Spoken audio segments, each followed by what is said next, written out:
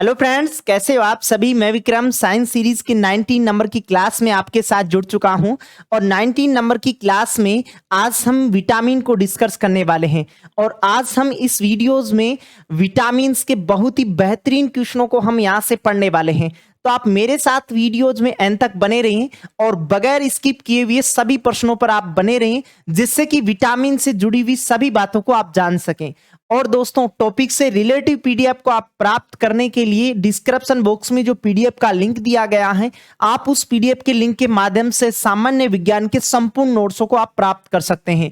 बहुत से स्टूडेंटों ने उस पीडीएफ को प्राप्त किया है, तो आप भी एक बार उस पीडीएफ को प्राप्त करें, जिससे कि आपको सामान्य विज्ञान की तैयारी में एक नई दिशा मिल सके। और दोस्तों, हम इस पीडीएफ में और जो हम जैसे कि हमने इधर डिस्कस करने वाले हैं विटामिन को, सभी मॉडरेट क्वेश्चनों को लेके चलने वाले हैं। तो आप मेरे साथ वीडियो में एंड तक एक खुशी के साथ और अपनी कॉपी पेन लेके बैठे रहें। अंत तक अपनी आंसर शीट में ऐसे चेक करें कि हमने कितने क्वेश्चनों का सही जवाब दिया है। और आज हम बहुत ही बेहतरीन क्वेश्चनों को यहां से देखने वाले हैं, बशर्ते सिर्फ आप मेरे साथ वीडियो में एंड तक बने रहिए। और दोस्तों, अभी तक आपने हमारा टेलीग्राम चैनल ज्वाइन नहीं किया है तो आप हमारा टेलीग्राम चैनल भी ज्वाइन करें। टेलीग्राम चैनल का लिंक भी आपको डिस्क्रिप्शन बॉक्स में मिल जाएगा, वहां से आप हमारा टेलीग्राम चैनल भी ज्वाइन कर सकते हैं। चलिए दोस्तों, लेक्चर को स्टार्ट करते हैं। आज विटामिन का ये लेक्चर नंबर 1 है और इसमें हम बेहतरीन क्वेश्चनों को यहां से डिस्कस करने वाले हैं। तो आप मेरे साथ वीडियोज में एंड तक बने रहिए। सबसे पहले तो हमें देखना है कि जो विटामिन होता है, ये विटामिन क्या होता है, इससे रिलेटिव हम क्या बातें करने वाले हैं इस वीडियो में आज के में। तो देखो, आप आज वीडियोस में पढ़ने वाले हो विटामिन को। इस विटामिन से सबसे पहले मैं बात तो आपको ये बता दूं कि जैसे हमने जनकों से रिलेटिव टॉपिक को पढ़ चुके हैं, विज्ञान की विभिन्न प्रकार की शाखाओं को भी हमने पढ़ा है। तो आपको यदि ऐसे पूछा जाए कि विज्ञान की उस शाखा को क्या कहते हैं जिसमें विटामिन का अध्ययन किया जाता है, तो उसको कहा जाता है विटामिनोलॉजी। क्या कहा जाता है? विटामिनोलॉजी कहा जाता है। बहुत सी विज्ञान की शाखाएं होती हैं, उनको हम पीछे के लेक्चर में डिस्कस किया है। अभी तक आपने उनको नहीं देखा है तो आप हमारी प्लेलिस्ट को विजिट करके जितने भी टॉपिकों को हम इसके पीछे की क्लासों में पढ़ चुके हैं, उन सभी क्लासों को आप 1 बाय 1 करके देखें, जिससे कि जुड़ाव की चीजें आपको सही तरीके से समझ में आ सके। तो आपको क्या सीखना था यहां से कि विटामिन्स का अध्ययन जिस विज्ञान की शाखा में किया जाता है उसे तो हम क्या कहते हैं? विटामिनोलॉजी कहा जाता है। और दोस्तों, विटामिन की खोज से यदि कहीं आपको क्वेश्चन पूछा जाता है परीक्षा में, तो आप 2 वैज्ञानिकों का नाम याद रखें यहां से। एक तो आपको यहां से पढ़ना होगा हॉपकिंस, एक तो हमें याद जानना है हॉपकिंस के बारे में, और एक हम जाने फंक के बारे में, जिसे कैसिमर फंक कहते हैं। किसी भी वैज्ञानिक का आप नाम याद रखो तो उसके लास्ट वाला सिरा आप पता रखा करो यहां से। जैसे फंक का पूरा नाम होता है कैसिमर फंक होता है। हॉपकिंस, देखो हॉपकिंस का विटामिनों की खोज में क्या योगदान था? विटामिनों को सबसे पहले विटामिनों को सहायक आहार कहने वाला जो वैज्ञानिक था ना, वो हॉपकिंस ही था। और जो फंक था, इस फंक ने विटामिनों का एक तो नामांकन किया, दूसरा इसका इंपॉर्टेंट काम यह था कि विटामिन शब्द का भी सबसे पहले प्रयोग किसने किया था? फंक ने किया था। विटामिन शब्द का सबसे पहले प्रयोग करने वाला जो वैज्ञानिक था वो भी कौन था? फंक ही था। इसी कारण फादर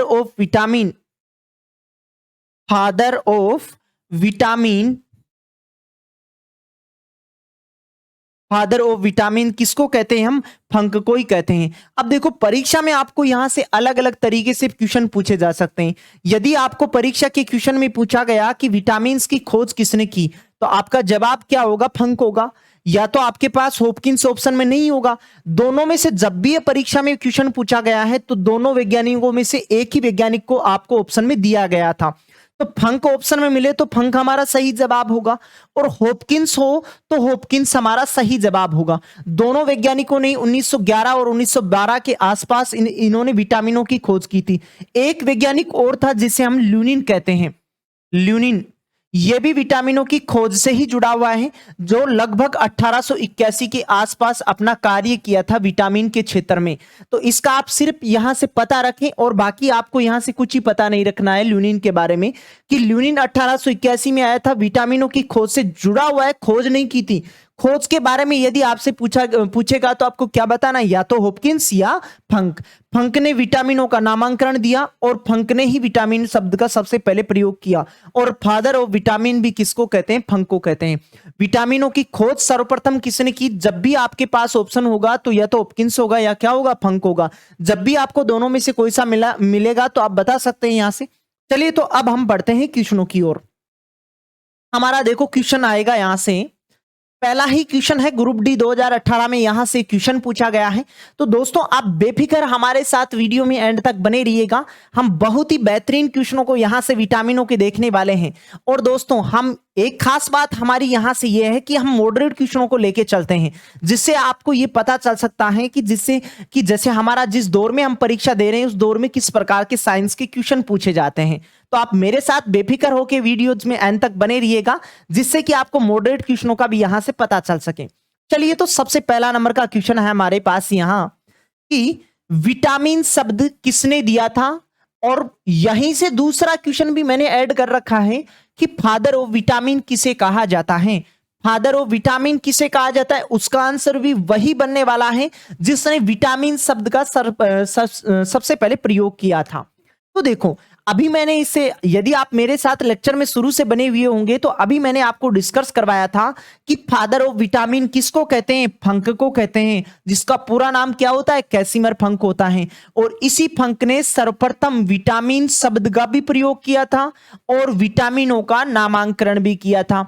और विटामिनों का नामांकन किस रूप में किया, यदि आपको परीक्षा में ऐसे पूछा जाए तो आप बता सकते हैं उसको किस रूप में, A B C D E और के रूप में नामांकन करने वाला सबसे पहला वैज्ञानिक था कौन, फंक था। और फादर ऑफ विटामिन भी किसे कहते हैं, फंक को ही कहते हैं। तो आप इसका सही जवाब तो आपका क्या होता है यहां से, ए, यहां से सही जवाब होता। देखो मॉडरेट क्वेश्चन है, दोबारा से कहीं परीक्षाओं में आपकी पूछा जा सकता है। चलिए तो अगले क्वेश्चन की ओर बढ़ते हैं। हमारा अगला क्वेश्चन है, निम्नलिखित में से कौन सा विटामिन वसा में विलय नहीं है। यह भी देखो रेलवे के एग्जाम में यहां से 2019 में पूछा था और एसएससी सीजीएल में 2020 में यहां से क्वेश्चन पूछा गया था। विटामिनों के यदि आप क्वेश्चन देखोगे तो आपको 60% क्वेश्चन तो वसा विलय और जल विलय से ही पूछे जाते हैं कि कौन सा विलय जल विलय होता है और कौन सा विटामिन वसा विलय होता है। तो चलिए मैं इनको डिस्कस करवाता हूं आपको। तो देखो वसा में विलय कैसे होते हैं और जल विलय कौन से होते हैं, किस प्रकार से इनका बिहेवियर होता है, किस प्रकार से यहां से क्वेश्चन पूछे जाते हैं।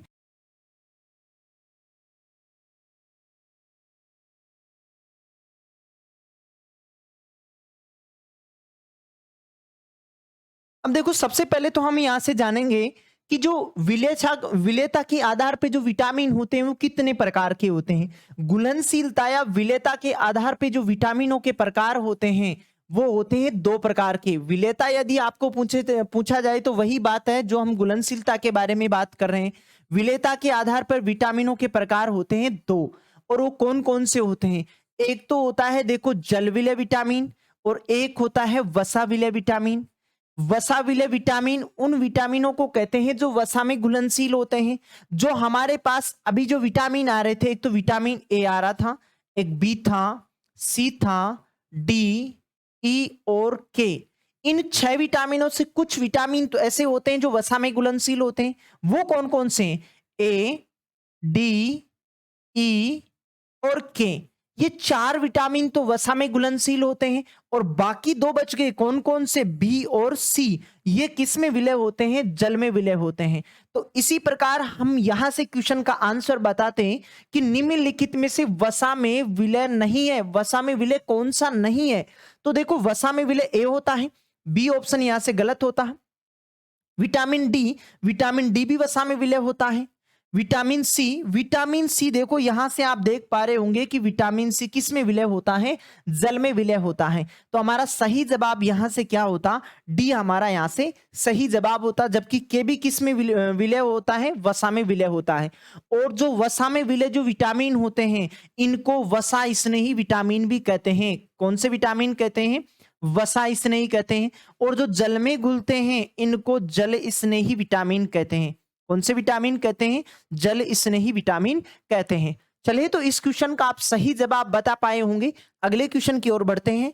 हमारा अगला क्वेश्चन है, निम्नलिखित में से जो विटामिनों का कौन सा समूह जल में घुलनशील है। हमारे पास जो ऑप्शन मिल रहे हैं इन ऑप्शनों में हमें यहां से बताना था कि कौन सा समूह जल में घुलनशील है। तो देखो आपने अभी पढ़ा कि वसा में जो विलय विटामिन होते हैं वो तो कौन कौन से होते हैं, एक तो ए होता है, एक डी होता है, एक ई होता है और एक कौन सा होता है, के होता है। जबकि जल में जो घुलनशील जो विटामिन होते हैं वो कौन से होते हैं, एक तो बी होता है और एक कौन सा होता है, सी होता है। चलिए तो अब देखते हैं क्वेश्चन में हमें यहां से पूछा कि जल में घुलनशील कौन सा है। एक ही बात करें तो ए तो देखो यहां से किस में घुलनशील है, वसा में घुलनशील है। ए हमारा यहां से गलत जवाब होता। बी की ओर चलते हैं। बी में देखो डी देख रहे हो आप, तो डी किस में विलय है, वसा में विलय है। तो बी ऑप्शन भी हमारा गलत जवाब। ए के बारे में देखें तो ए किस में विलय है, वसा में विलय है। तो सी ऑप्शन भी यहां से नहीं होता। हमारा जवाब कौन सा होता, डी होता। बी और सी ये देखो किस में विलय है, जल में विलय है। तो जल में विलय विटामिनों का समूह ही हमारे को यहां से पूछा गया था कि विटामिनों का कौन सा समूह जल में घुलनशील है। तो कौन सा है, सी और बी। सही जवाब यहां से आप बता पाए होंगे, डी यहां से हमारा सही जवाब होता। चलिए तो अगले क्वेश्चन की ओर बढ़ते हैं। आप यहां से देख पा रहे हो कि सभी मॉडरेट क्वेश्चनों को हम यहां से हल कर रहे हैं। और आगामी प्रतियोगी परीक्षाओं में विटामिन से रिलेटिव यदि आपको क्वेश्चन पूछा जाएगा, यदि आप मेरे साथ विटामिनों के सभी लेक्चर में एंड तक बने रहेंगे तो आपका विटामिन का कभी भी गलत नहीं होने वाला है क्वेश्चन। पिछली 4 साल में इस टॉपिक से कभी भी जो क्लास वर्क में जो नोट्स दिए गए हैं उन नोट्सों में से कभी भी इसमें पिछले जो 4 साल से मैं वर्क कर रखा हूं उस वर्क में कभी भी आपको क्वेश्चन बाहर नहीं पूछा गया है। जो मेरे ऑफलाइन क्लास के स्टूडेंट होंगे तो वो तो इस बात को जान ही पा रहे होंगे। और दोस्तों यदि सभी टॉपिकों की, सामान्य विज्ञान के सभी टॉपिकों की यदि आपको नोट्स प्राप्त करने हो, सभी नोट्सों को प्राप्त करने के लिए आप प्लेलिस्ट में जाइएगा। प्लेलिस्ट में तो आप सभी वीडियोस को 1 बाय 1 देख सकते हैं। और डिस्क्रिप्शन बॉक्स में जाने पर आपको एक पीडीएफ का लिंक मिलेगा। उस पीडीएफ के लिंक के सारे सामान्य विज्ञान के संपूर्ण नोट्सों को आप एक ही पीडीएफ में प्राप्त कर सकते हैं। चलिए तो क्वेश्चन नंबर 4 को यहां से डिस्कस करते हैं। निम्नलिखित में से कौन सा विटामिन जल में घुलनशील होता है। अब हमारे पास जो 4 ऑप्शन हैं, इन 4 ऑप्शनों में हमें यहां से बताना था कि कौन सा विटामिन जल में घुलनशील होता है। और आप ये देख ही पा रहे हो कि दिल्ली पुलिस 9/12/2020 के पेपर में यहां से क्वेश्चन पूछा गया था। तो चलिए देखिए फटाक से कमेंट बॉक्स में लिखिए कि इसका सही जवाब क्या होने वाला है। देखो कुछ स्टूडेंट तो रोजाना मेरे साथ क्लास में यूं ही बने रहते हैं, उनका तो तहे दिल से धन्यवाद। और जो आज ही ज्वाइन हुआ है क्लास में वो आप पहले तो वीडियो को लाइक, शेयर और हमारा जो चैनल है उस चैनल को सब्सक्राइब करें। इसके बेल आइकन को भी प्रेस करें जिससे कि मेरे आगामी वीडियोस का नोटिफिकेशन आप तक सबसे पहले पहुंच सके। चलिए तो 4 नंबर के क्वेश्चन की ओर बढ़ते हैं। तो देखो अभी तक आप मेरे साथ क्लास में शुरू से बने हुए होंगे तो आप जान पाए होंगे विटामिन ई, विटामिन के और विटामिन ए ये तीनों तो किस में घुलनशील होते हैं, वसा में घुलनशील होते हैं। जबकि जो सी होता है वो किस में घुलनशील होता है, जल में घुलनशील होता है। क्वेश्चन में क्या पूछा कि जल में घुलनशील कौन सा होता है।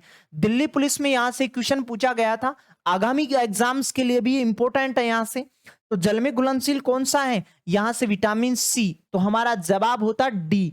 डी ऑप्शन में लिखा हुआ है कि विटामिन सी किस में घुलनशील होता है, जल में घुलनशील होता है। चलिए तो हंसते मुस्कुराते ही एक नई ऊर्जा के साथ हम नया क्वेश्चन लेके आए हैं। और ये नया क्वेश्चन महिला सुपरवाइजर में यहां से पूछा गया था। तो देखिए यहां से कौन सा विटामिन युग्म जल में घुलनशील नहीं है। यहां से क्वेश्चन को आपको एक तो यहां से सही पढ़ना था कि कौन सा नहीं है। अब देखो आपके सामने बहुत बड़ी समस्या आ चुकी है कि अब आपको जो मैंने अभी तक बताया वो तो आपको ऑप्शन में मिल ही नहीं पा रहा कि विटामिन ए, विटामिन डी ये तो आपको मिल ही नहीं पा रहे। तो आप इसका जवाब कैसे बता पाओगे। तो देखो हमारे को कौन सा युग्म जल में घुलनशील है वो हमें यहां से बताना है। तो जल में घुलनशील देखो विटामिन कौन से थे, एक तो बी था और एक विटामिन कौन सा था, सी था। और दोस्तों आगामी जो भी इंपॉर्टेंट क्वेश्चन होने वाले हैं उन क्वेश्चनों में मैं आपको बताने वाला हूं एक रासायनिक नाम के बारे में। सभी जो विटामिन होंगे आपके पास उन सभी विटामिनों का आपको रासायनिक नाम भी पता रखना है। अब देखो आपको ऑप्शन में ए डी ई के बी सी ना देकर इनका रासायनिक नाम आपको यहां से दे चुका है। तो अब हम यहां से कैसा आप सही जवाब बताते। तो देखो बी जो होता है इस बी का रासायनिक नाम तो होता है थायमीन। क्या होता है? थायमीन। और जो सी होता है इस सी का रासायनिक नाम होता है एस्कोर्बिक अम्ल। एस्कोर्बिक अम्ल। तो विटामिन सी का रासायनिक नाम पूछा जाए तो एस्कोर्बिक अम्ल बता सकते हैं और विटामिन बी का रासायनिक नाम पूछा जाए तो क्या होता है? थायमीन होता है।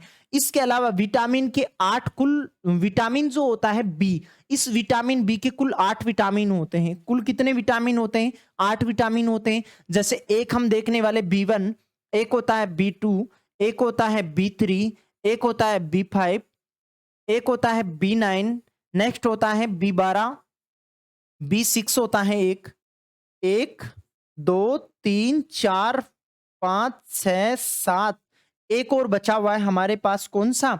एक तो हमने B1 लिखा, B2 लिखा, B3, B5, B9 और B6, B12 और एक हमारे पास बच गया है कौन सा? B7। एक B7 मैंने यहां से नहीं लिखा तो अब देख लेना यहां से 1 2 3 4 5 6 7 और 8। 8 टोटल विटामिन जो बी होता है इस बी के कुल टोटल 8 विटामिन होते हैं। एक तो होता है B1, B2, B3, B5, B6, B7, B9 और B12 होते हैं। तो इनका रासायनिक नाम भी आपको पता रखना है। वैसे बी का रासायनिक नाम पूछे तो थायमीन और सी का रासायनिक नाम पूछे तो एस्कोर्बिक अम्ल। लेकिन जो राइबोफ्लेविन यहां लिखा हुआ है ये राइबोफ्लेविन तो विटामिन B2 का रासायनिक नाम होता है। किसका होता है? B2 का रासायनिक नाम होता है। पेंटोथेनिक जो लिखा हुआ है ये पेंटोथेनिक B5 का रासायनिक नाम लिखा हुआ है। नियासिन या निकोटिनिक ये B3 का रासायनिक नाम होता है। साइनोकोबालेमिन ये विटामिन B12 का रासायनिक नाम होता है। तो यहीं से आप पता रखें कि विटामिन B2 का राइबोफ्लेविन, B5 का पेंटोथेनिक, विटामिन B3 का नियासिन होता है और साइनोकोबालेमिन का विटामिन B12 होता है। और निकोटीन नियासिन या निकोटिनिक ये होता है B3 का रासायनिक नाम और एस्कोर्बिक अम्ल ये होता है B3 उसका विटामिन सी का रासायनिक नाम। किसका? विटामिन सी का रासायनिक नाम होता है एस्कोर्बिक अम्ल। और टोकोफेरोल होता है विटामिन ई का रासायनिक नाम। किसका? ई का रासायनिक नाम। और रेटिनोल जो होता है ये रेटिनोल रासायनिक नाम होता है किसका? ए का रासायनिक नाम होता है। तो कौन सा विटामिन जल में घुलनशील नहीं है? तो बी और सी ये दोनों तो किस में घुलनशील हैं? जल में घुलनशील हैं। और यहीं से आप ध्यान रखें कि विटामिन बी के जितने भी आपके पास नीचे विटामिन आने वाले हैं ये भी सारे किस में घुलनशील होते हैं? जल में घुलनशील होते हैं। तो जल में घुलनशील कौन सा नहीं है वो हमें यहां से बताना था। तो अब तो यहां से आप सीख ही चुके हैं कि देखो डी ऑप्शन में ई और ए लिखा हुआ है और ये दोनों के दोनों विटामिन किस में घुलनशील होते हैं? वसा में विलय होते हैं। किसमें विलय होते हैं? वसा में विलय होते हैं। तो हमारा यहां से सही जवाब और एक प्यारा सा जवाब होता डी। और बहुत ही आसान क्वेश्चन था। सिर्फ आपको इस क्वेश्चन में यह पता होना जरूरी था कि यहां लिखा हुआ क्या था, कौन से विटामिनों का रासायनिक नाम यहां लिखा हुआ था, तभी आप इस क्वेश्चन का सही जवाब बता पाते। और ये महिला पर्यवेक्षक में देखो 2019 में यहां से क्वेश्चन पूछा गया था। चलिए तो हंसते मुस्कुराते ही हमारे अगले क्वेश्चन की ओर बढ़ते हैं। हमारा अगला क्वेश्चन है वसा में घुलनशील विटामिन कौन से हैं? ये एसएससी 2011 में यहां से क्वेश्चन पूछा गया था। हमें यहां से बताना था कि वसा में घुलनशील विटामिन कौन से हैं। वही समस्या आ चुकी है हमारे सामने कि यहां हमारे को अंग्रेजी के लेटर ना देके इनके रासायनिक नाम दे चुका है। तो आप देखो अभी तक आप सीख चुके हो कि विटामिन ए का रासायनिक नाम, विटामिन ए का रासायनिक नाम तो रेटिनोल होता है। विटामिन डी का रासायनिक नाम कैल्सीफेरोल होता है। विटामिन ई का रासायनिक नाम टोकोफेरोल होता है। विटामिन के का रासायनिक नाम फिल्लो या फाइलोक्विनोन होता है। विटामिन बी की बात करें तो विटामिन बी का रासायनिक नाम होता है थायमीन, जबकि B1 का रासायनिक नाम भी थायमीन ही होता है। B2 का रासायनिक नाम होता है राइबोफ्लेविन। B3 का रासायनिक नाम होता है नियासिन या निकोटिनिक और B5 का रासायनिक नाम होता है पेंटोथेनिक।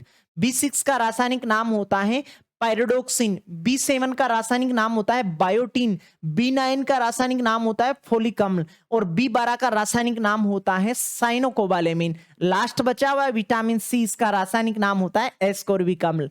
तो देखो यहां से अब हम चुनते हैं, देखो टोकोफेरोल, टोकोफेरोल तो विटामिन ई का रासायनिक नाम होता है। नियासिन या निकोटिनिक ये B3 का रासायनिक नाम होता है। साइनोकोबालेमिन ये विटामिन B12 का रासायनिक नाम होता है। तो कौन सा वसा में घुलनशील होता है? ई तो ई जो विटामिन है ये तो वसा में घुलनशील है, लेकिन B3 और B12 विटामिन वसा में घुलनशील नहीं है। तो ए हमारा यहां से गलत होता। बी ऑप्शन की ओर चलते, कैल्सीफेरोल, विटामिन जो डी होता है इस डी का रासायनिक नाम कैल्सीफेरोल होता है। कैरोटीन, कैरोटीन विटामिन ए को ही कहते हैं, इसका विटामिन ए का यदि पूर्ववर्ती विटामिन पूछा जाए तो उसे कहते हैं बीटा कैरोटीन। क्या कहते हैं? Beta carotene. विटामिन ए का पूर्ववर्ती विटामिन होता है बीटा कैरोटीन। तो टोकोफेरोल, टोकोफेरोल रासायनिक नाम होता है किसका? विटामिन ई का रासायनिक नाम होता है। तो देखो अब देखो यहां कौन सा वसा में घुलनशील है? डी भी वसा में घुलनशील होता है, ए भी वसा में घुलनशील होता है, ई भी वसा में घुलनशील होता है। यदि परीक्षा में बैठे थे हम तो हमारा सही जवाब होता बी, और बी हम सही जवाब लगाते ही हम अगले क्वेश्चन की ओर बढ़ सकते थे। लेकिन आज हम इस वक्त हम प्रैक्टिस बेस पे बैठे हैं तो सभी ऑप्शनों को जानते हैं कि कौन सा ऑप्शन इसका सही जवाब नहीं होता और किस कारण से नहीं होता। इस क्वेश्चन का 6 नंबर के क्वेश्चन का सही जवाब तो बी होता। चलिए तो सी को देखते हैं हम, सी ऑप्शन क्यों नहीं आता। Ascorbic acid, ascorbic acid vitamin C का रासायनिक नाम होता है। कैल्सीफेरोल ये विटामिन डी का रासायनिक नाम होता है। और राइबोफ्लेविन ये रासायनिक नाम होता है किसका? B2 का रासायनिक नाम होता है। तो देखो C और B2 ये तो जल में घुलनशील है, क्वेश्चन में वसा में पूछा है तो ये इस कारण इसका गलत जवाब होता। डी चलते, थायमीन, थायमीन होता है विटामिन बी का या B1 का रासायनिक नाम होता है। कैरोटीन विटामिन ए से संबंधित है। बायोटीन विटामिन B7 को कहा जाता है। तो B1 और B7 ये तो किस में घुलनशील है? जल में घुलनशील है, जबकि क्वेश्चन में हमें बताना था वसा में घुलनशील। तो हमारा गलत जवाब होता डी। सही जवाब आप जान ही पाए होंगे। चलिए तो अगले क्वेश्चन की ओर बढ़ते हैं। हमारा अगला क्वेश्चन है, निम्नलिखित में से कौन सा विटामिन जल में घुलनशील है? जल में घुलनशील वाला बताना था, यहां से जल में घुलनशील कौन सा है। तो अब तक यदि आप मेरे साथ लेक्चर में बने हुए होंगे तो आप जान ही पाए होंगे कि विटामिन 2 होते हैं जो जल में घुलते हैं, विटामिन बी और विटामिन सी। लेकिन vitamin A, vitamin D, vitamin E और विटामिन के ये चारों विटामिन किस में घुलते हैं? वसा में घुलते हैं। लेकिन विटामिन बी और सी ये किस में घुलते हैं? जल में घुलते हैं। सही जवाब यहां से अपना क्या होता है? देखो कई स्टूडेंट कमेंट बॉक्स में भी लिख पा रहे हैं कि निम्नलिखित में से कौन सा विटामिन जल में घुलनशील है। तो फटाक से बताइएगा, देखें कौन सा विटामिन जल में घुलनशील होता है। क्या हमारा ए सही जवाब होता? नहीं, हमारा ए जवाब यहां से गलत होता। क्यों? क्योंकि विटामिन ए जो होता है वो वसा में घुलनशील होता है, जबकि क्वेश्चन में हमें जल वाला बताना है। विटामिन बी और विटामिन सी, विटामिन बी और विटामिन सी यहां से हमारा सही जवाब होता बी। यहां से सही जवाब होता कि विटामिन बी और विटामिन सी जल में घुलनशील होते हैं। विटामिन सी तो जल में घुलता है, लेकिन विटामिन जो डी होता है ये वसा में घुलता है। तो सी हमारा सही जवाब यहां से नहीं होता। विटामिन ए, विटामिन ए तो वसा में घुलता है, लेकिन विटामिन के ये भी किस में घुलता है? वसा में घुलता है। जबकि परीक्षा की जो क्वेश्चन यहां से पूछा गया था, देखो ये बहुत बार यहां से क्वेश्चन पूछा गया है और ये आगामी प्रतियोगी परीक्षाओं के लिए भी इंपॉर्टेंट है। ऐसे ही खूबसूरत क्वेश्चनों को हम आगे भी देखने वाले हैं, बशर्ते सिर्फ आप मेरे साथ सभी क्वेश्चनों पर रुके रहें और वीडियोस के एंड तक बने रहिए। यदि काम मेरा पसंद आए तो वीडियो को लाइक शेयर सब्सक्राइब आप कर ही सकते हैं, अन्यथा आप बिल्कुल मजे के साथ और एक ऊर्जा के साथ आप विटामिनों के जो क्वेश्चन है उन क्वेश्चनों में मेरे साथ बने रहें। चलिए तो सही जवाब आप जान ही पाए होंगे। अगले क्वेश्चन की ओर बढ़ते हैं। निम्नलिखित में से विटामिन ए का अच्छा स्रोत क्या होता है? देखो एनटीपीसी जो 2016 का पेपर लगा था उस पेपर में यहां से क्वेश्चन पूछा गया था कि विटामिन ए का हमारे पास अच्छा स्रोत क्या होता है। चलिए तो फटाक से बताइएगा, देखें विटामिन ए का अच्छा स्रोत क्या होता है। तो क्या होता है, देखो कई स्टूडेंट कमेंट बॉक्स में भी लिख पा रहे हैं कि विटामिन ए का अच्छा स्रोत क्या होता है। अच्छा स्रोत क्या होता है? गाजर होता है। क्या होता है? गाजर। आपको ये क्वेश्चन भी बहुत बार परीक्षाओं में पूछा जा चुका है कि विटामिन ए का अच्छा स्रोत क्या होता है, तो आपको बताना होगा क्या होता है? गाजर होता है। इसके अलावा आप एक चीज को और यहां से पता रखें कि विटामिन जो ए होता है, इस विटामिन ए का पूर्ववर्ती विटामिन किसे कहते हैं? पूर्ववर्ती, इसका पूर्ववर्ती किसे कहते हैं? देखो विटामिन जो जैसे ही जो गाजर होता है, इस गाजर का रंग होता है वो किसके कारण होता है? कैरोटीन के कारण होता है। किसके कारण होता है? कैरोटीन के कारण होता है। और ये कैरोटीन हमारे कहां पहुंचता है? लीवर में पहुंचता है। और लीवर इस कैरोटीन को विटामिन ए में बदलता है, विटामिन ए में बदलता है। इस कारण इस कैरोटीन को या बीटा कैरोटीन, इस बीटा कैरोटीन को हम विटामिन ए का पूर्ववर्ती कहते हैं। तो यहां से आप इस बात को भी पता रखें कि बीटा कैरोटीन को विटामिन ए का पूर्ववर्ती कहते हैं। क्यों? कि इसका जो पूर्वज पूर्वज जो है जिससे ये मिलकर बना है उसके बारे में यहां से हमें सीखना था।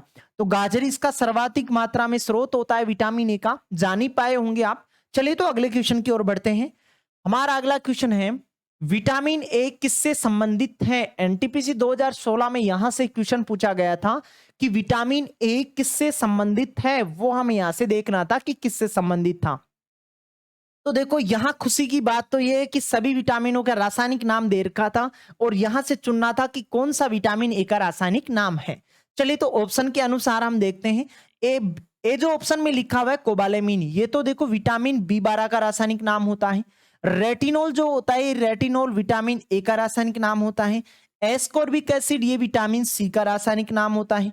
अमीनो एसिड, जैसे यह अमीनो एसिड विटामिन किसी भी विटामिन का रासायनिक नाम नहीं है। तो देखो यहां से विटामिन ए किससे संबंधित है? रेटिनोल से संबंधित है। क्यों संबंधित है? संबंध क्या है विटामिन ए का? क्योंकि विटामिन ए का रासायनिक नाम होता है क्या? रेटिनोल होता है। सही जवाब आप जान ही पाए होंगे, ये 9 नंबर के क्वेश्चन का सही जवाब होता बी। चलिए तो अगले क्वेश्चन की ओर बढ़ते हैं। हमारा अगला क्वेश्चन स्क्रीन पे आ ही चुका है कि मनुष्य में खराब दृष्टि की समस्या की वजह से हो सकती है, क्या हो सकती है? खराब दृष्टि की वजह क्या हो सकती है? इस सीपीओ की एग्जाम में 2019 में यहां से क्वेश्चन पूछा गया था। तो इस क्वेश्चन को आप डिटेल से समझे। देखो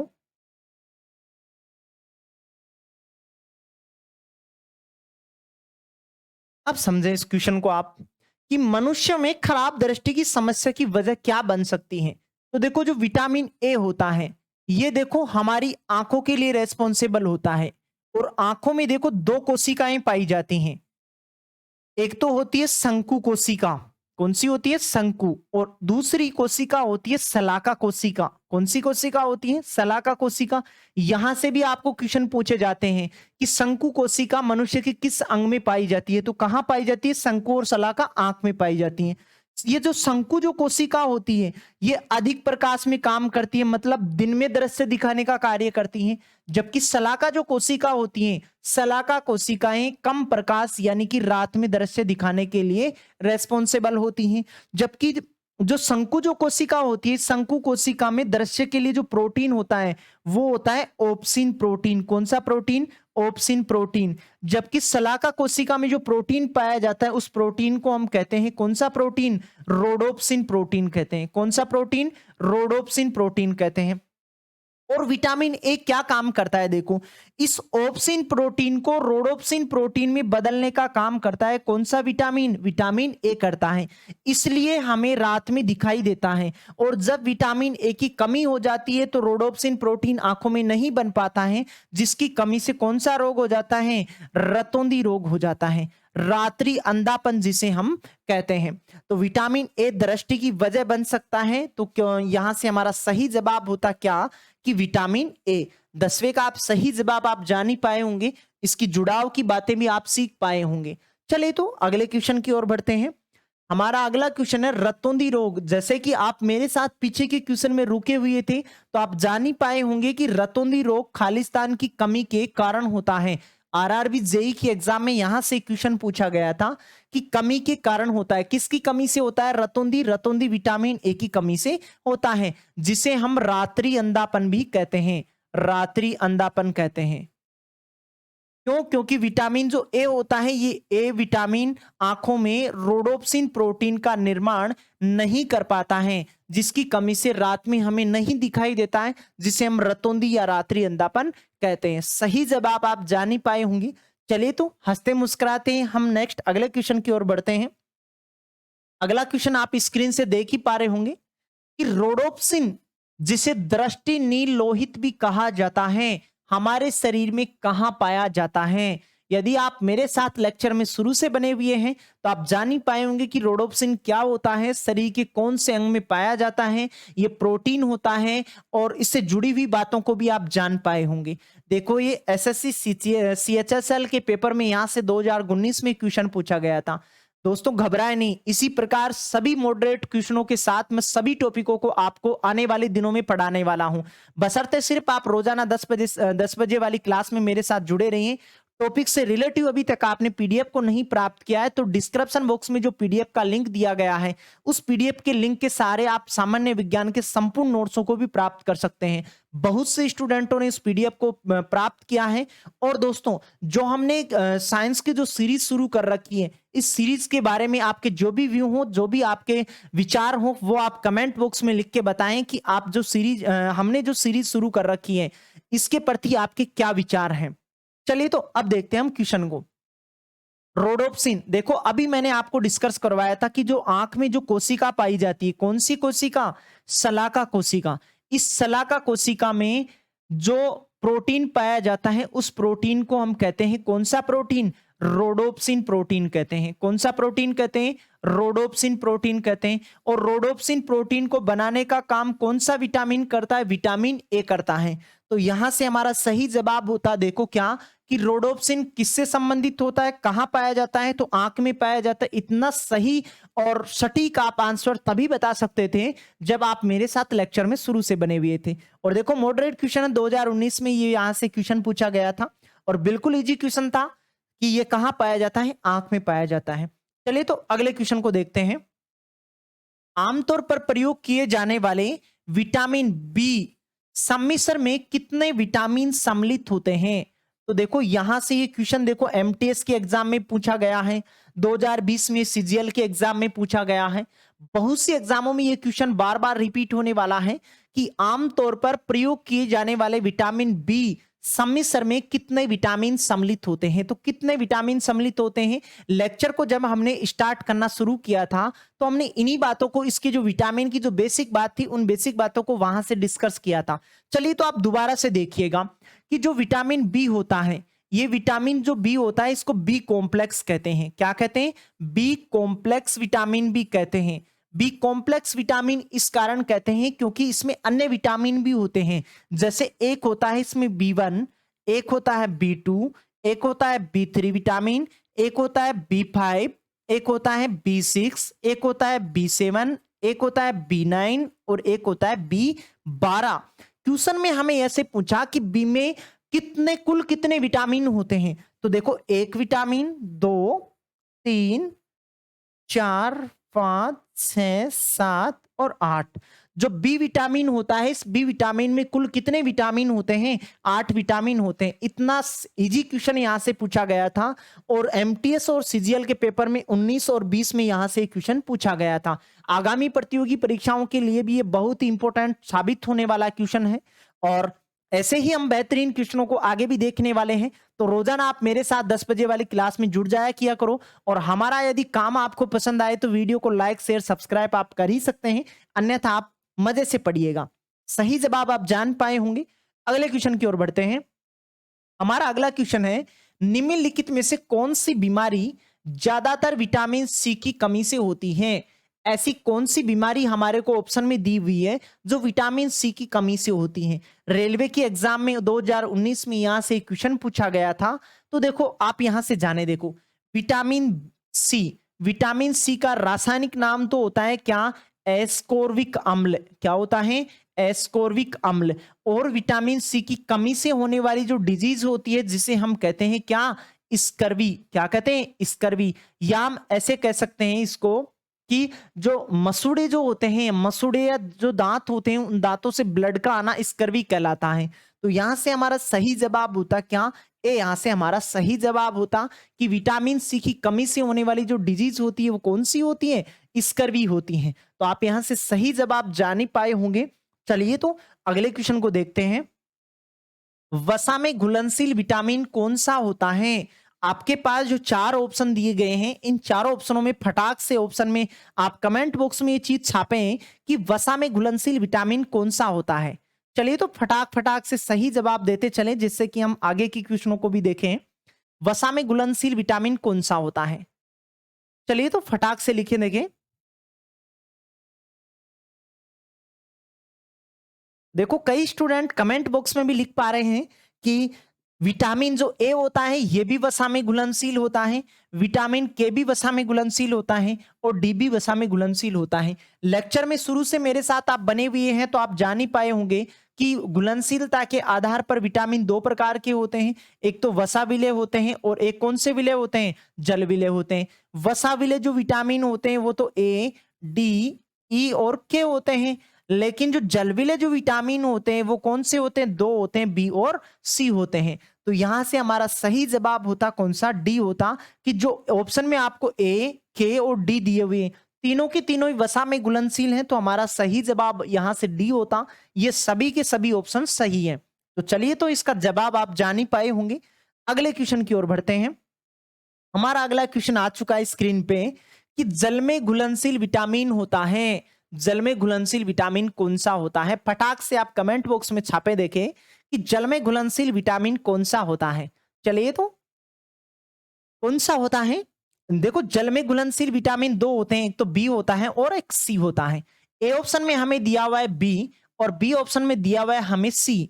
दोनों ही हमारे पास जो ऑप्शन है वो दोनों के दोनों किस में घुलनशील होते हैं? जल में घुलनशील होते हैं। तो हमारा यहां से सही जवाब होता है यहां से कौन सा? सी हमारा यहां से सही जवाब होता। अगले क्वेश्चन की ओर बढ़ते हैं। हमारा अगला क्वेश्चन आ चुका है स्क्रीन पे कि निम्नलिखित कथनों पर विचार करें। जो हमारे पास जो चार कथन है उन चारों कथनों पे हमें यहां से विचार करना था। दोस्तों आपको बता दूं टॉपिक से रिलेटिव अभी तक आपने पीडीएफ को प्राप्त नहीं किया है तो डिस्क्रिप्शन बॉक्स में आपको पीडीएफ का लिंक दिया गया है, आप उस पीडीएफ को प्राप्त करें। वहां से बहुत से स्टूडेंटों ने उस पीडीएफ को प्राप्त किया है और रोजाना आप मेरे साथ 10 बजे वाली क्लास में जुड़े रहिए जिससे कि मैं आपको जितने भी टॉपिक पढ़ाने वाला हूं वो टॉपिक आपको बहुत अच्छे तरीके से समझ में आ सके। सभी टॉपिकों को हम मॉडरेट क्वेश्चनों के साथ यहां से हल करने वाले हैं।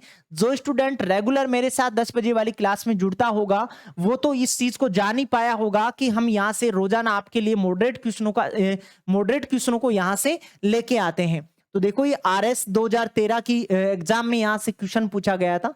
अब देखो क्वेश्चन को हमें थोड़ा धैर्य से पढ़ना था। क्वेश्चन बहुत बड़ा है लेकिन जितना बड़ा क्वेश्चन परीक्षा में आता है ना उतना ही हम पीछे हटने की कोशिश करते हैं, लेकिन जितना बड़ा क्वेश्चन होता है ना उसका आंसर भी उतना ही छोटा होता है। चलिए तो देखते हैं कितना छोटा है इस क्वेश्चन का सही जवाब। विटामिन पोषकों का एक ऐसा वर्ग है जिसका मानव शरीर द्वारा जैव संश्लेषण नहीं किया जा सकता विटामिन ए और डी को छोड़कर। ये जो कथन है इस एक कथन में दिया गया है कि जितने भी विटामिन होते हैं इन विटामिनों का निर्माण मनुष्य के शरीर में नहीं होता है, इनको हम बाहर से प्राप्त करते हैं सिवाय विटामिन ए और डी को छोड़कर। तो विटामिन ए जो है वो यहां से सही कथन लिखा हुआ है कि किसी भी विटामिन का निर्माण हमारे शरीर में नहीं होता है, संश्लेषण नहीं हो पाता है बजाय विटामिन ए और डी को छोड़कर। चलिए तो बी ऑप्शन को चलते हैं। देखो बी ऑप्शन सही लिखा हुआ है या गलत लिखा हुआ है? विटामिन ई और के जल में घुलनशील है। तो आप इस चीज का तो जान ही पाए होंगे कि विटामिन ए और के जल में घुलनशील है या वसा में घुलनशील है। ए और के ये दोनों किस में घुलनशील होते हैं?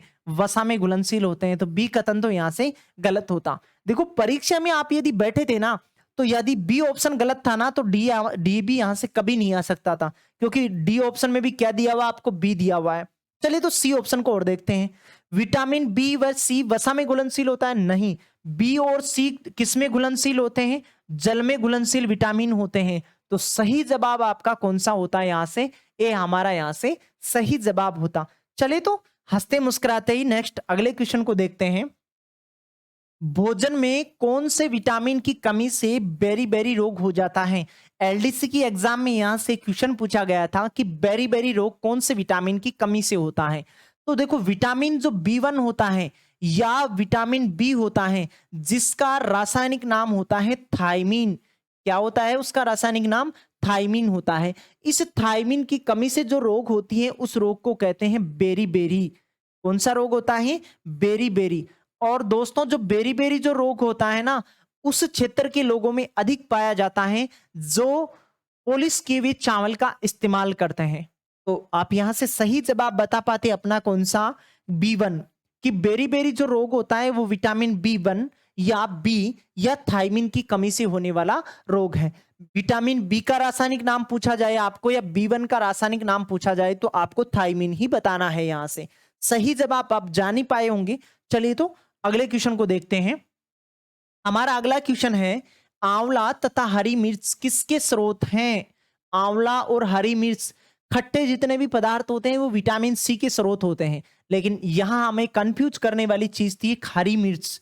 तो देखो आंवला, आंवला के साथ आपको हरी मिर्च यहां से कोई अलग अलग तो आपको ऑप्शन में मिल नहीं रहे, तो आपका जवाब होता है यहां से कौन सा, सी। और आप यहां से ध्यान रखें, ये देखो हेडमास्टर की एग्जाम में 2012 में यहां से क्वेश्चन पूछा गया था, जितने भी खट्टे फल होते हैं उन सभी खट्टे फलों में विटामिन सी की मात्रा पाई जाती है। और विटामिन सी का रासायनिक नाम क्या होता है, एस्कोर्बिक अम्ल होता है। वहीं से आप पता रखें कि मिर्च में भी कौन सा विटामिन पाया जाता है, विटामिन सी की मात्रा पाई जाती है। तो आपका यहां से सही जवाब होता 19वें नंबर का, ये हमारा यहां से सही जवाब होता। चलिए तो अगले क्वेश्चन की ओर बढ़ते हैं। हमारा अगला क्वेश्चन है, विटामिन सी का रासायनिक नाम क्या होता है? विटामिन सी का रासायनिक नाम हमें यहां से बताना था। तो देखो ये 2011 में यही क्वेश्चन आपको पीएसआई की एग्जाम में पूछा गया है। तो विटामिन सी का रासायनिक नाम क्या होता है? देखिए फटाक से आप कमेंट बॉक्स में छापें इस बात को कि विटामिन सी का रासायनिक नाम क्या होता है। चलिए तो देखो कई स्टूडेंटों ने तो इसका सही जवाब दे ही चुके हैं। तो बाकी क्या कर रहे हैं? बाकी भी तो अपना ऑप्शन लिखें, देखिए कमेंट में।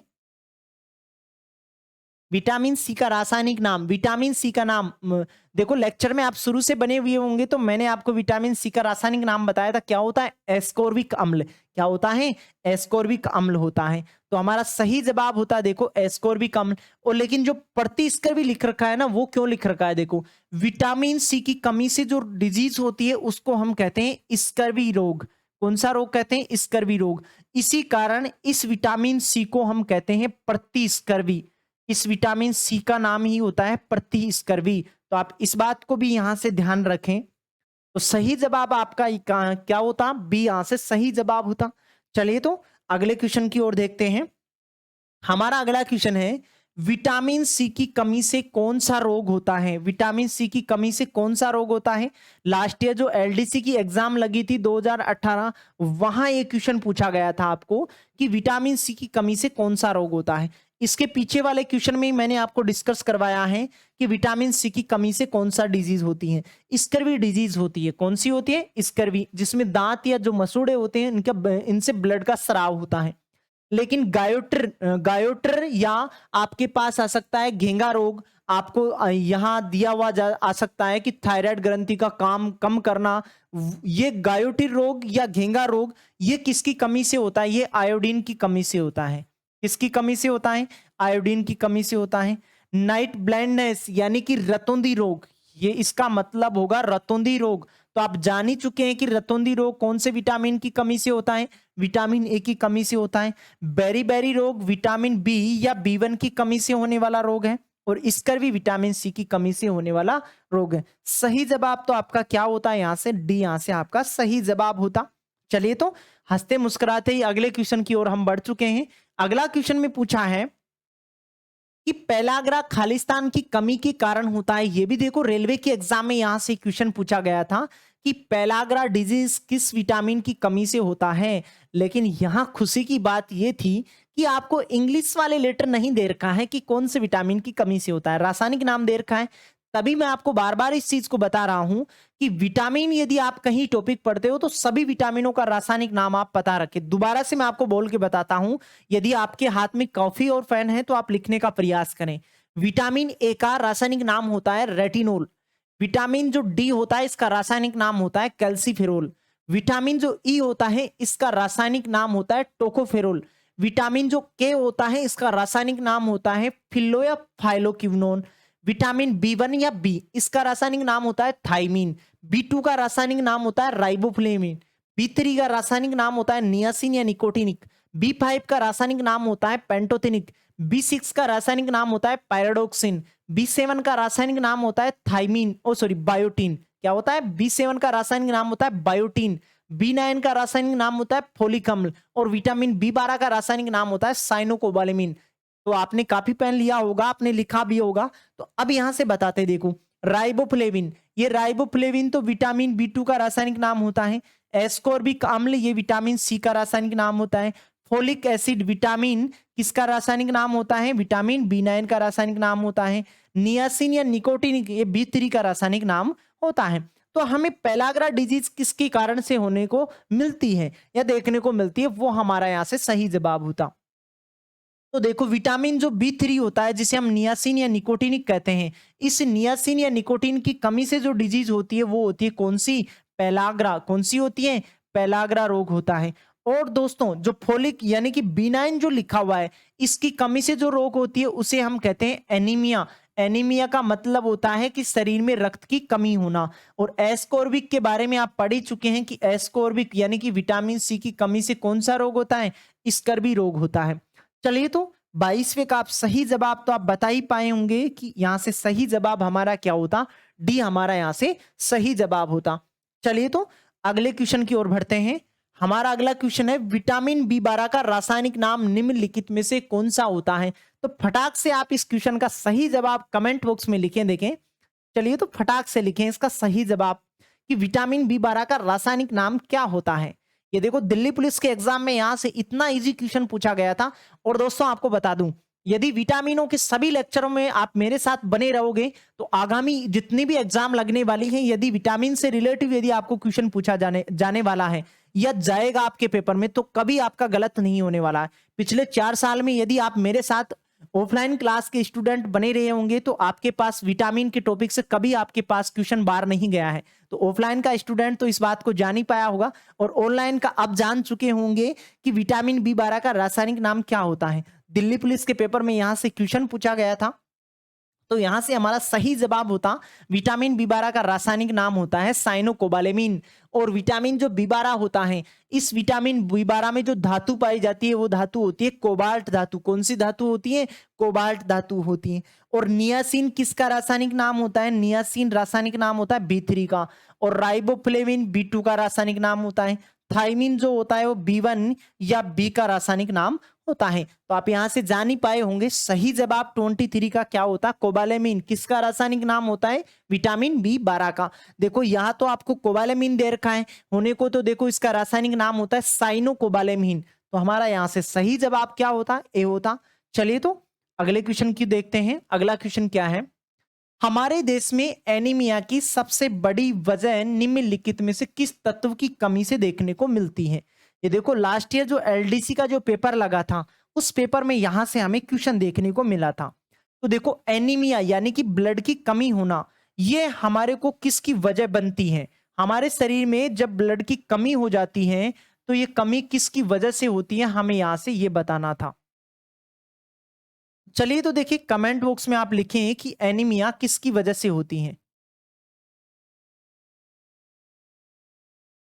एनीमिया किसकी वजह से होती है? यदि विटामिन्स के बारे में यदि आपसे बातें करें कि विटामिन्स में कौन सा विटामिन ऐसा होता है जिसकी कमी से हमें एनीमिया देखने को मिलती है, तो एक तो विटामिन होता है बी6, एक विटामिन होता है बी9 और एक विटामिन होता है बी12। यदि विटामिन से रिलेटिव बातें पूछे तो ये तो विटामिन ऐसे होते हैं जो हमारे शरीर में ब्लड की कमी करते हैं। लेकिन यदि आपको अन्य तत्वों के बारे में यदि आपसे यहां से पूछा जाता है तो हमारे शरीर में जो ब्लड होता है, इस ब्लड में एक हीमोग्लोबिन प्रोटीन पाया जाता है। इस हीमोग्लोबिन का यदि आप संधि विच्छेद करते हो तो यहां से आपको दो चीजें मिलती हैं। कितनी चीजें मिलती हैं? दो चीजें यहां से देखने को मिलती हैं। एक तो मिलता है हीम और दूसरा मिलता है यहां से ग्लोबिन। ग्लोबिन, ये ग्लोबिन तो एक प्रोटीन का प्रकार होता है, जबकि हीम जो होता है, जो रंजक होता है, इस रंजक में एक धातु पाई जाती है, क्या? लोहा। और वो लोहे का प्रकार भी कौन सा होता है? Fe+2 वाला होता है। यानी कि जो ब्लड की जो कमी होती है वो ब्लड की कमी लोह तत्व की वजह से भी होती है, विटामिन बी6 की वजह से भी बन सकती है, विटामिन बी9 की वजह भी बन सकती है और विटामिन बी12 की वजह भी बन सकती है। हमारे पास कौन सा ऑप्शन लिखा था यहां से हमारा सही जवाब होता लोहा। लोहे तत्व की कमी से भी हमारे शरीर में ब्लड की कमी देखने को मिलती है। सही जवाब आप जान ही पाए होंगे 24 का। चलिए तो आज की सीरीज का अंतिम क्वेश्चन आपके पास स्क्रीन पे आ ही चुका है।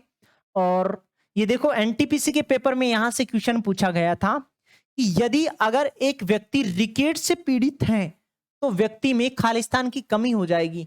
यदि किसी व्यक्ति में रिकेट्स की कमी, रिकेट्स जो रोग है, यदि ये रिकेट्स रोग हो जाता है तो उसमें किसकी कमी देखने को मिलती है? चलिए तो देखिए बताइएगा। यदि रिकेट्स रोग से पीड़ित यदि कोई व्यक्ति है तो उस व्यक्ति में किसकी कमी हो जाती है?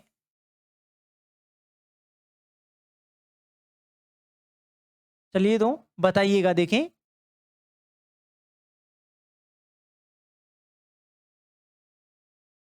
देखो कई स्टूडेंट तो कमेंट बॉक्स में लिख पा रहे हैं अपना जवाब कि यदि अगर एक व्यक्ति में रिकेट से पीड़ित है तो उस व्यक्ति में किसकी कमी हो जाएगी? उस व्यक्ति में कमी हो जाती है विटामिन डी। और विटामिन डी का रासायनिक नाम होता है कैल्सीफेरोल। क्या होता है?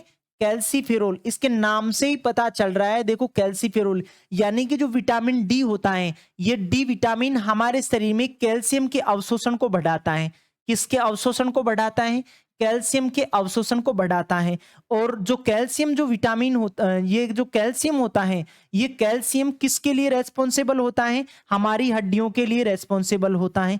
जब विटामिन डी की कमी हो जाए तो इस विटामिन डी की कमी से अलग अलग रोग हमें देखने को मिलते हैं। एक तो रोग देखने को मिलता है रिकेट्स रोग, एक मिलता है हमें ओस्टियोमलेशिया, ओस्टियोमलेशिया, और एक होता है हमारे पास कौन सा रोग?